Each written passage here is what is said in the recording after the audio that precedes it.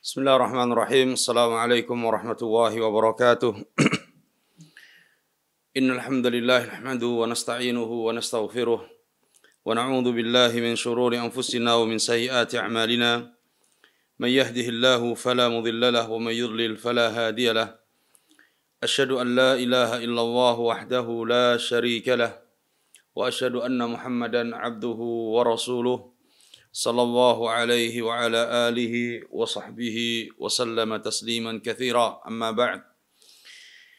Para ikhwah yang dimuliakan Allah Subhanahu wa taala, kita berjumpa kembali bersama para peserta kajian SIM Sekolah Imam Masjid yang diadakan oleh Ma'had Al-Imam Al-Bukhari. Kan tapi pada kesempatan kali ini kita akan membahas dan membaca kitab para ulama, tapi dengan cara jarak jauh, tidak seperti biasanya yang kita adakan di kelas. Mudah-mudahan pertemuan kali ini meskipun tidak langsung di kelas, akan tapi insya Allah akan tetap membawa manfaat dan mudah-mudahan kita diberikan ilmu yang bermanfaat oleh Allah Subhanahu wa taala. Dan kita akan melanjutkan dengan risalah yang baru, yaitu Al-Qawaid Al-Arba', 4 kaidah di dalam memahami agama dan di dalam memahami tauhid, yang mudah-mudahan kita bisa mengambil faedah dari risalah yang disebutkan oleh Syekh rahimahullahu ta'ala. Kita akan membaca dari risalah Al-Qawaid Al-Arba' karya dari Syekh Al-Allamah Al-Imam Al-Mujaddid Muhammad Ibn Abdul Wahhab rahimahullahu ta'ala.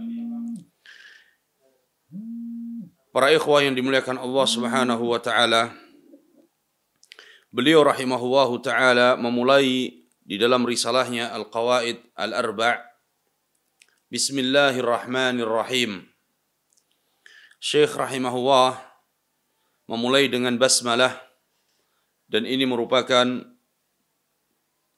iqtidaan bi kitabillahi azza wa jalla, yaitu mengikuti apa yang tercantum di dalam kitabullah. Pada setiap surat, ketika kita membaca Al-Quran, diawali dengan basmalah, kecuali pada surat At-Taubah. Kemudian iqtidaan bi Rasulillah sallallahu alaihi wasallam, yaitu meneladani Rasulullah sallallahu alaihi wasallam ketika beliau menuliskan surat dakwah kepada para pembesar-pembesar kufar pada saat itu. Dan juga iqtidaan bil a'immati as-sabiqin, juga mengikuti para ulama-ulama sebelumnya, di mana mereka memulai risalah dan menuliskan karya-karyanya dengan basmalah. Juga untuk memohon pertolongan kepada Allah Subhanahu wa taala dan mencari keberkahan dengan menyebutkan nama-nama Allah Subhanahu wa ta'ala. Kemudian penulis mengatakan, As'alullahal karim Rabbal arshil azim. Aku memohon kepada Allah Al-Karim, yang maha pemurah, Rabbal arshil azim, Allah yang memiliki arsy yang agung, an yatawallaka fid dunya wal akhirah. Aku memohon mudah-mudahan Allah memeliharamu di dunia dan di akhirat. Mudah-mudahan Allah menjagamu di dunia dan di akhirat. Ini doa yang dipanjatkan oleh penulis kepada Allah untuk kita semuanya, untuk para pembaca, untuk mereka yang mendengarkan, untuk yang mempelajari risalah ini. Dan ini kebiasaan Syekh rahimahullahu ta'ala di dalam risalah-risalahnya, di dalam kitab-kitabnya, beliau mendoakan kaum muslimin. Beliau mendoakan para penuntut ilmu. Aku memohon kepada Allah, mudah-mudahan Allah menjagamu di dunia dan di akhirat. Menjaga di atas hidayah. Mudah-mudahan Allah menjaga di atas petunjuk Nabi sallallahu alaihi wasallam. Mudah-mudahan Allah menjaga kita dari berbagai bahaya dan berbagai musibah di dunia dan di akhirat. Dan di akhirat mudah-mudahan Allah Subhanahu wa taala menjaga kita dari kesengsaraan api neraka wal'iyadu billah. Kemudian Syekh mengatakan wa an yaj'alaka mubarakan aynama kunt. Mudah-mudahan Allah menjadikan orang yang berbarakah. Ay mudah-mudahan Allah memberkahimu dimanapun engkau berada. Keberkahan bagi seorang hamba dimanapun dia berada. Maka ini merupakan doa yang agung yang beliau haturkan, beliau panjatkan kepada Allah Subhanahu wa taala untuk para penuntut ilmu dan mereka-mereka yang membaca risalah ini. Qala wa an yaj'alaka mimman idza u'tiya syakar. Dan aku memohon kepada Allah,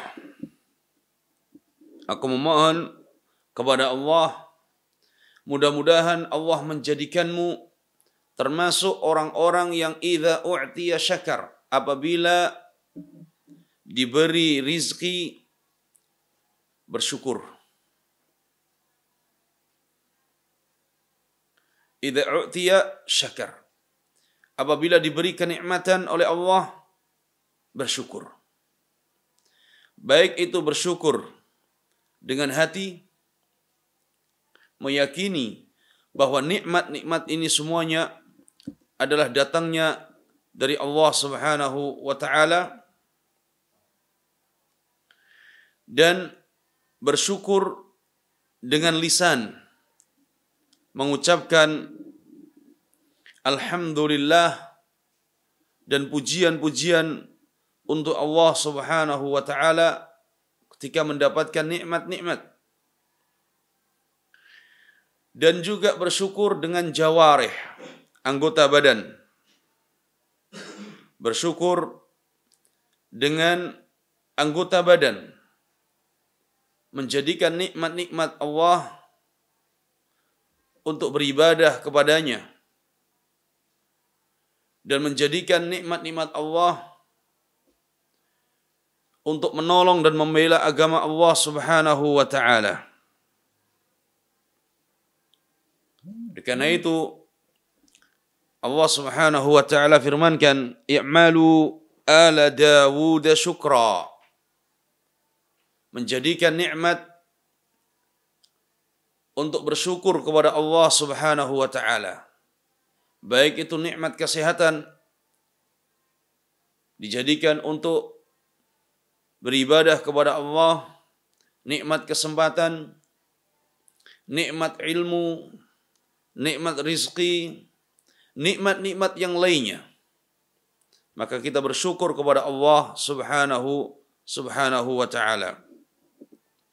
Kemudian Syekh mengatakan, wa idza batuliya sabar, dan aku memohon kepada Allah mudah-mudahan Allah menjadikanmu termasuk orang-orang yang apabila diuji bersabar. Diuji bersabar. Naam. Kehidupan dunia adalah ujian. Kadang Allah menguji seorang hamba dengan kesempitan,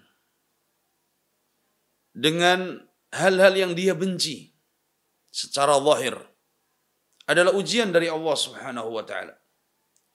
Dan kadang Allah Subhanahu wa taala menguji seorang hamba dengan kelapangan, dengan kekayaan, dengan kesehatan, dengan hal-hal yang mungkin dicintai dan disukai oleh manusia secara zahir, padahal itu ujian dari Allah Subhanahu wa taala. Maka Syekh berdoa mudah-mudahan kita termasuk orang-orang yang bersabar apabila diuji. Dan kesabaran ini disebutkan oleh para ulama ada 3 macam. As-sabru ala ta'atillah. Kewajiban kita untuk bersabar kepada Allah yang pertama adalah sabar di dalam menjalankan ketaatan. Yang kedua, as-sabru an ma'siyatillah, yaitu sabar di dalam meninggalkan kemaksiatan-kemaksiatan. Dan yang ketiga, as-sabru ala aqdarillahil mu'limah. Bersabar di dalam menerima takdir-takdir Allah. Baik itu takdir secara langsung atau tidak langsung, yang mu'limah, yang mungkin menyakitkan, ya. Nah, ini kewajiban kita untuk bersabar. Dan para ulama mengatakan bahwa manusia di dalam menghadapi ujian dan cobaan ada 4 macam. Ada 4 tingkatan. Yang pertama, mutasakhid. Golongan manusia yang pertama mutasakhid, yaitu marah, benci apabila mendapatkan musibah dan ujian. Baik itu marah dengan lisannya, atau marah dengan hatinya, atau marah dengan anggota badannya. Dia marah dengan mengumpat, dengan mencaci maki, maka ini hukumnya haram. Bahkan bisa masuk pada kekufuran apabila dia sampai mencela dan mencaci maki Allah Subhanahu wa taala ketika ditimpa musibah. Marah dengan hatinya, membenci,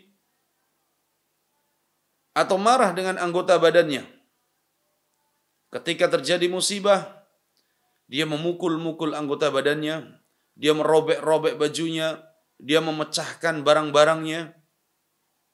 Maka ini semuanya hukumnya haram. Golongan manusia yang kedua, ketika menghadapi musibah dan ujian, sabirun, dia bersabar. Dia bersabar. Dan ini hukumnya adalah wajib. Karena kewajiban seorang hamba untuk bersabar di dalam menghadapi ujian dan cobaan dari Allah Subhanahu wa taala. Kemudian golongan yang ketiga atau tingkatan di atasnya adalah radin. Hamba yang ridha menerima musibah dari Allah Subhanahu wa taala. Dan ini tingkatan yang lebih tinggi dari sekedar sabar. Kalau sabar hukumnya wajib. Tapi ini ridha, maka tingkatannya di atas orang-orang yang bersabar atas musibah. Kemudian tingkatan yang paling tinggi, yang paling baik, ketika seorang hamba menerima musibah dan ujian dari Allah adalah syakirun. Bersyukur, berterima kasih, bersyukur atas musibah. Dan ini tingkatan yang paling tinggi. Dia tahu bahwa musibah ini datangnya dari Allah. Dan dia tahu dengan musibah ini Allah akan mengampuni dosa-dosanya. Dia akan diangkat derajatnya di sisi Allah ketika dia ikhlas menerima musibah-musibah tersebut. Dan Allah akan menggantinya dengan yang lebih baik. Sehingga dia bersyukur. Dia mengucapkan Alhamdulillah ala kulli hal. Alhamdulillah Kemudian dia mengucapkan inna lillahi wa inna ilaihi raji'un. Allahumma ajurni fi musibati wa akhlif li khairan minha. Ya Allah, berilah aku pahala atas musibah yang menimpa ini dan berilah ganti yang lebih baik dari musibah ini. Maka ini tingkatan yang paling tinggi, bersyukur atas musibah. Kemudian Syekh mengatakan wa idza adnaba astaghfar. Dan aku memohon kepada Allah, mudah-mudahan engkau termasuk orang-orang yang apabila berdosa segera untuk istighfar, memohon ampun dan bertaubat kepada Allah Subhanahu wa taala. Dan ini adalah sifat hamba-hamba yang dicintai oleh Allah. Segera bertaubat kepada Allah apabila jatuh dalam dosa.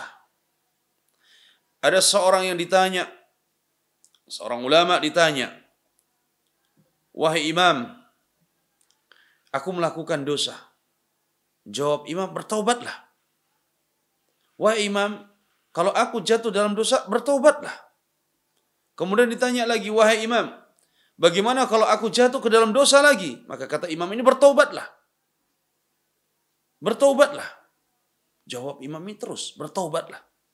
Sampai kapan wahai imam? Bertobatlah sampai syaitan itu putus asa untuk menggodamu. Karena ketika seorang hamba tidak mau bertobat kepada Allah atas dosa-dosanya, maka syaitan akan semakin leluasa untuk menggoda manusia. Syaitan akan merasa menang sehingga dapat menjauhkan seorang hamba dari Allah Subhanahu wa taala. Tapi ketika hamba tersebut jatuh dalam dosa, kemudian dia bertobat dan bertobat kepada Allah, syaitan akan sedih. Syaitan akan kalah. Syaitan akan tahu bagaimana hamba ini menyesali perbuatan-perbuatan dosanya. Sehingga syaitan merasa berputus asa. Oleh karena itu, taubat ini dibuka oleh Allah Subhanahu wa taala selama kita masih hidup. Ketika seorang hamba enggan untuk bertaubat kepada Allah, maka ini ciri kesombongannya. Ciri kesombongan dia. Padahal manusia memiliki tabiat melakukan kesalahan. Kullu bani Adam khata' wa khairul khata'ina tawwabun. Kata Nabi SAW bahwa setiap anak Adam ini melakukan kesalahan. Dan setiap yang melakukan kesalahan dan yang lebih baik di antara mereka adalah bersegera untuk bertaubat. Sebaik-baik yang melakukan kesalahan adalah segera bertaubat kepada Allah Subhanahu wa taala.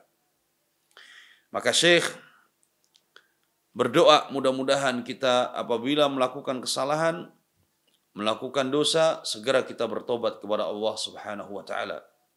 Dan kita yakin bahwa Allah Subhanahu wa taala membuka pintu taubatnya. Sebagaimana yang diingatkan oleh Allah, wa tubu ilallahi jami'an ayyuhal mu'minun. Dan bertobatlah kepada Allah kalian semua wahai orang-orang yang beriman.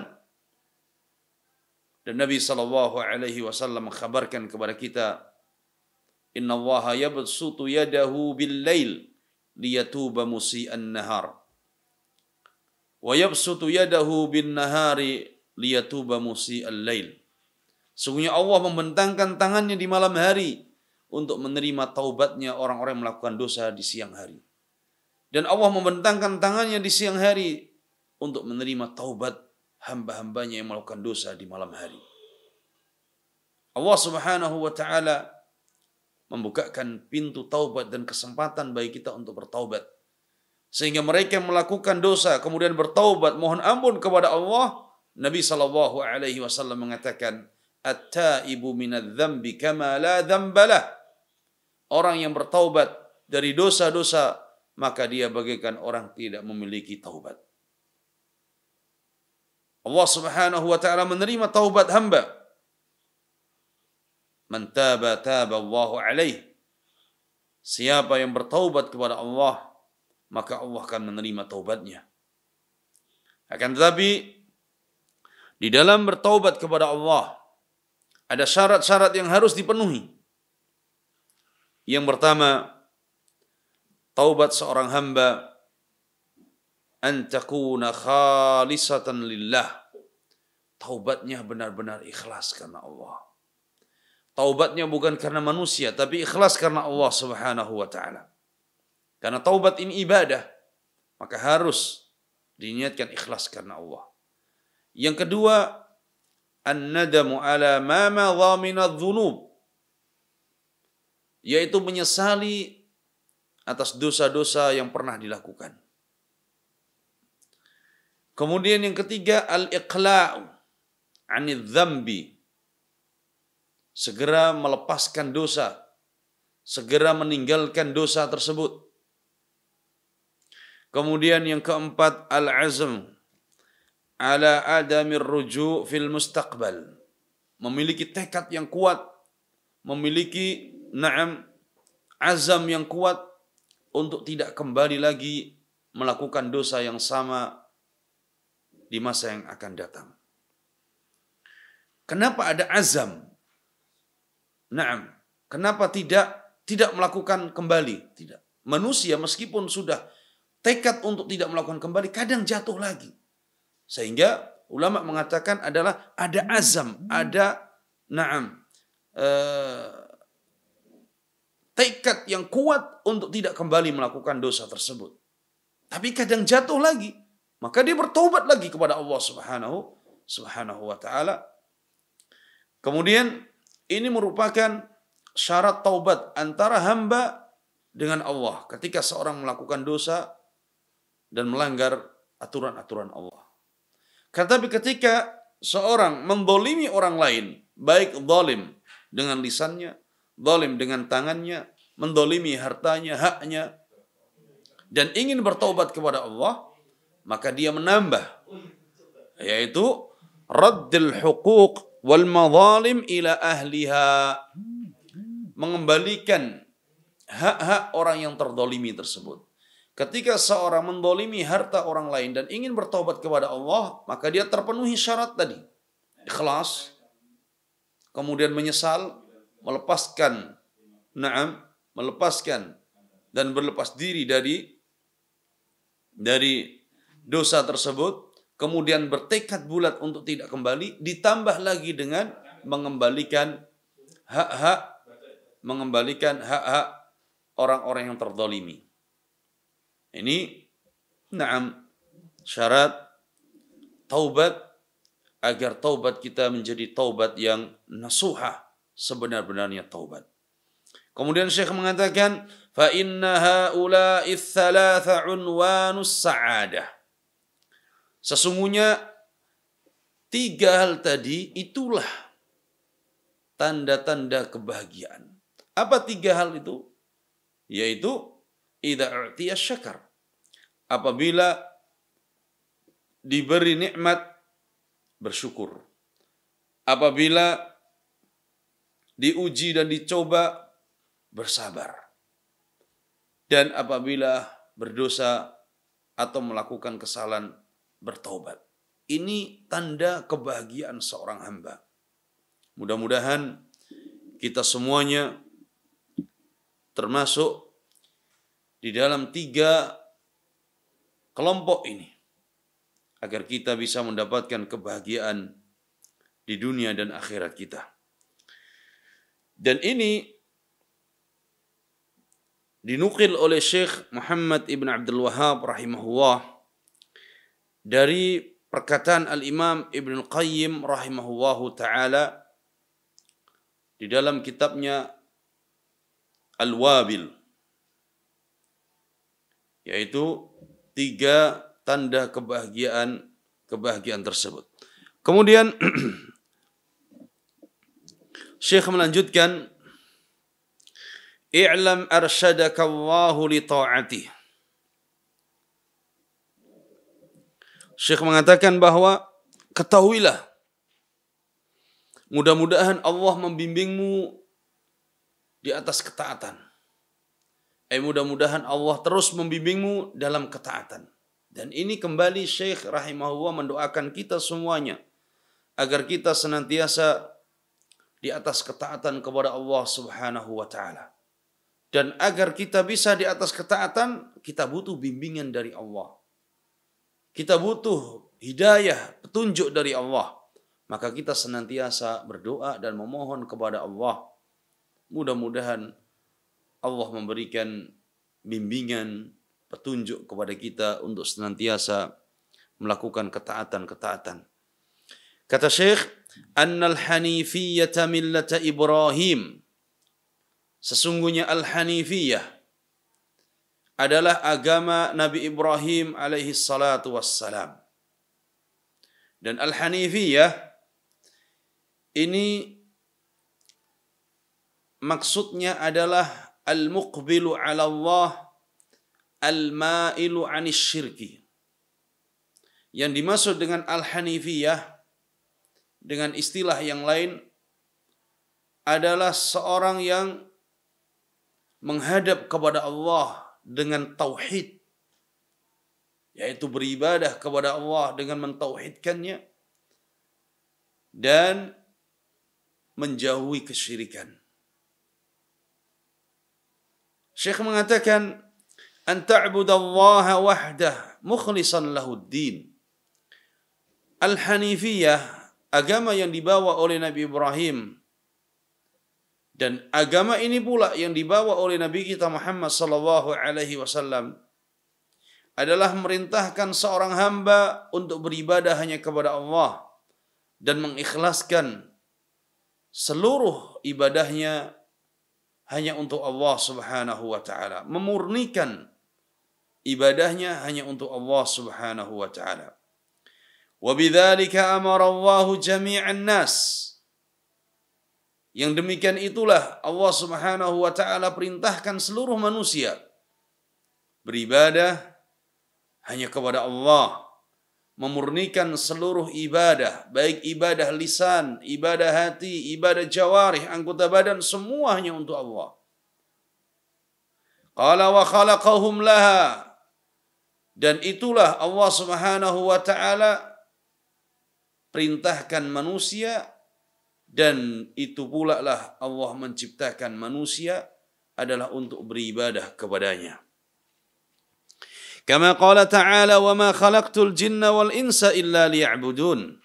Sebagaimana firman Allah, dan tidaklah aku ciptakan jin dan manusia kecuali hanya untuk beribadah kepadaku. Ay, untuk mentauhidkan Allah Subhanahu wa taala. Ibadah salat kita, doa kita, harapan kita, seluruhnya hanya untuk Allah Subhanahu wa taala. Mengikhlaskan hanya untuk Allah Subhanahu wa taala.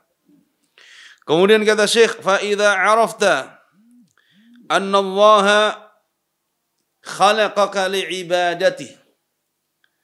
Setelah kita mengetahui bahwa Allah Subhanahu wa taala menciptakan kita semuanya tujuannya untuk beribadah kepada Allah. Tujuannya untuk mentauhidkan Allah. Fa'lam anna al-ibadata la tusamma ibadatan illa ma'at tauhid. Maka ketahuilah bahwa ibadah itu tidaklah dinamakan sebagai ibadah yang sebenarnya kecuali dibangun di atas tauhid. Ibadah yang sebenarnya adalah ibadah yang dibangun di atas tauhid. Karena tauhid ini asas. Tauhid ini pondasi agama seorang muslim. Kama anna as-salata la tusamma salatan illa ma'at taharah. Sebagaimana salat tidaklah dinamakan salat yang sebenarnya kecuali salat itu diawali dengan taharah, dibangun di atas taharah.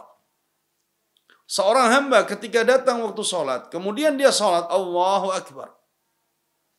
Datang ke masjid dia bertakbir Allahu Akbar. Tapi dia tidak berwudu, dia tidak bersuci terlebih dahulu. Dia tidak melakukan taharah terlebih dahulu, padahal dia telah batal wudunya. Maka salat tersebut tidak dinamakan salat secara hakiki dan tidak akan diterima oleh Allah Subhanahu wa taala. Begitu juga seorang hamba ketika dia beribadah kepada Allah, kemudian tidak dibangun di atas tauhid, maka tidaklah dia beribadah yang sebenarnya kepada Allah. Sebagaimana salat, ketika seorang hamba melakukan salat tanpa taharah terlebih dahulu, tanpa bersuci terlebih dahulu, maka tidak dinamakan salat. Fa idza dakhala syirku fil ibadati fasadat. Ketahuilah apabila syirik itu masuk dalam ibadah seorang hamba, bercampur dalam ibadah seorang hamba. Tayyib. Qala fasadat, maka akan rusak ibadah tersebut. Naam, virus kesyirikan inilah yang merusak ibadah seorang hamba.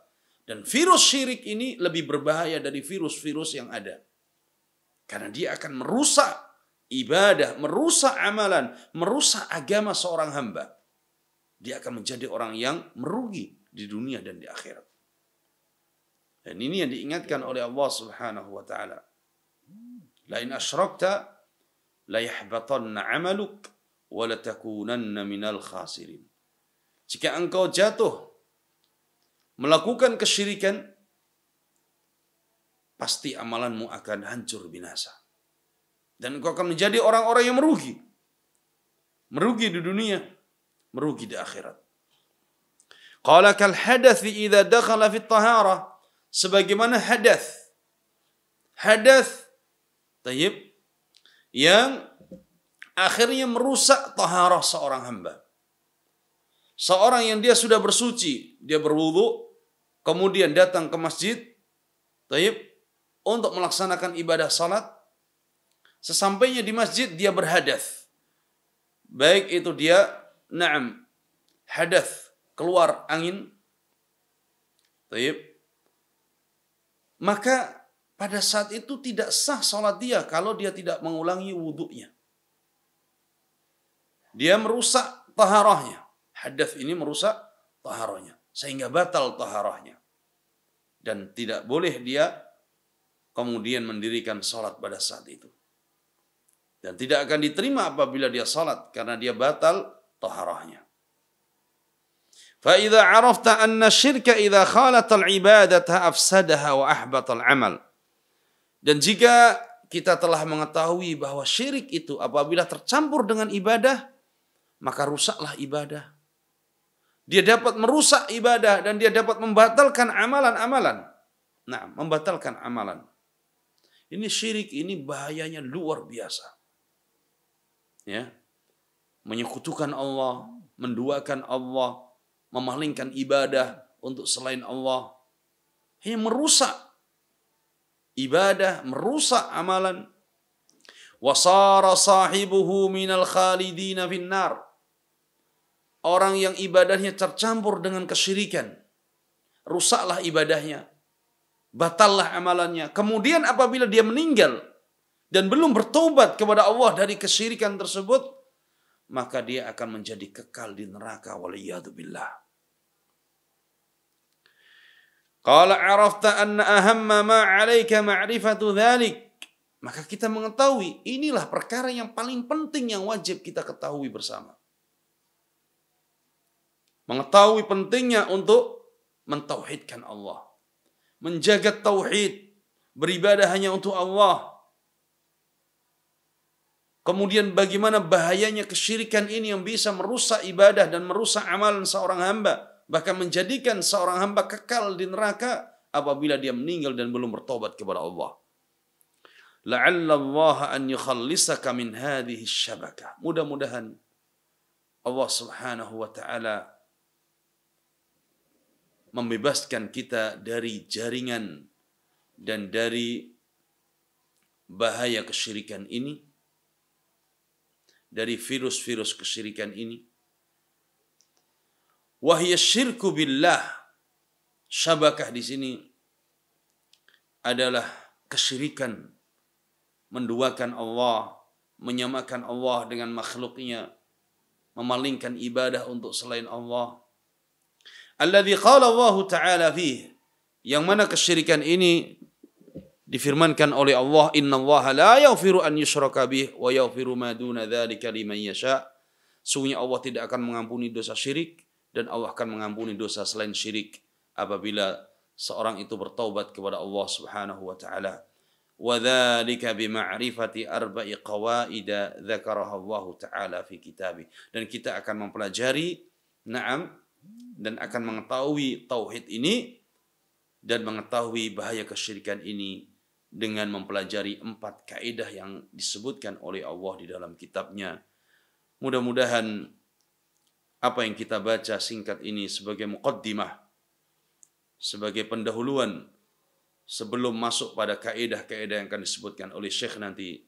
Mudah-mudahan ini bermanfaat bagi kita dan mudah-mudahan kita semua dijaga oleh Allah Subhanahu wa taala dan diberikan istiqamah di atas tauhid, di atas sunnah Nabi sallallahu alaihi wasallam. Hadza wallahu alam wa sallallahu wasallam wa barak ala nabiyyina Muhammadin wa ala alihi wa sahbihi wasallam walhamdulillahi rabbil alamin. Wassalamu alaikum warahmatullahi wabarakatuh.